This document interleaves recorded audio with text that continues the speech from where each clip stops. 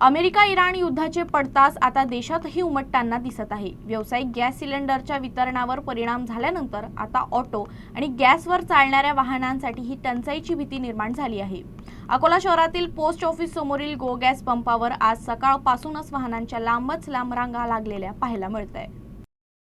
गॅसची टंचाई निर्माण होण्याची भीती व्यक्त होत असल्यानं अनेक वाहनधारकांनी आपल्या वाहनात गॅस भरून घेण्यासाठी पंपावर गर्दी केली आहे। त्यामुळे सकाळपासूनच ऑटो आणि इतर वाहनांच्या लांबच लांब रांगा लागल्या होत्या। ऑटोची रांग RLT महाविद्यालयापर्यंत पोहोचल्यानं वाहनधारकांसह प्रवाशांनाही बराच वेळ ताटकळत बसावं लागलं।